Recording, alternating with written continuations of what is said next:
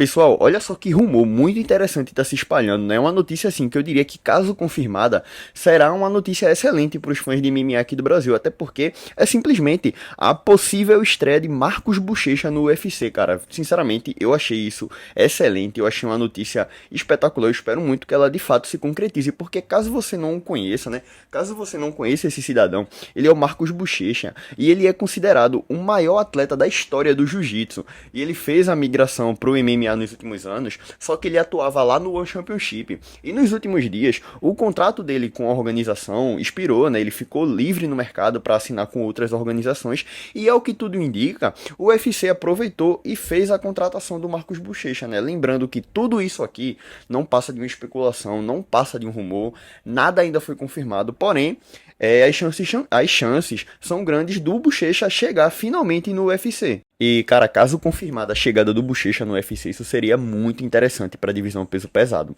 Até porque ele chegaria para dar trabalho à divisão, né? Chegaria para fazer barulho. Apesar de o Buchecha ele não ter uma carreira extensa no MMA, o cara tem um currículo de sobra, até porque, como eu citei, ele é considerado o maior atleta da história do jiu-jitsu. Ou seja, apesar de ser um cara muito renomado no MMA, o cara tem moral suficiente para chegar no UFC fazendo barulho, velho. E a divisão peso pesado do UFC, ela carece de lutadores como o Buchecha, até porque hoje a divisão peso pesado do UFC é infelizmente a pior do UFC.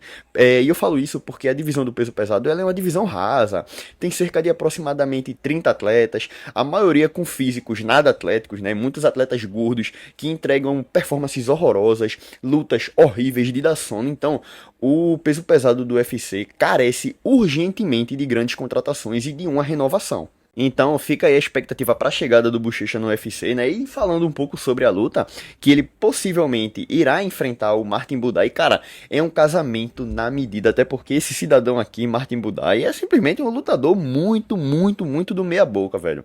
Não é do mesmo nível que o Marcos Buchecha, apesar de o Buchecha ter lutado no One Championship, né? Um nível de enfrentamento bem inferior ao do UFC, mas, cara, esse cara aqui que ele provavelmente irá enfrentar é um lutador assim bem fraco, no meu ponto de vista. Então, é um adversário excelente para o Buchecha chegar, vencer, empolgar os fãs, né? E fazer barulho na divisão do UFC. E a data 26 de julho é uma data próxima, porém, eu acredito que o Buchecha ele já vinha se preparando, né, para lutar a qualquer momento, até porque faz um bom tempo que o Buchecha não luta e ele estava apenas aguardando o seu contrato com o One Championship expirar. Então, fica a expectativa e eu torço muito para que essa notícia de fato se concretize.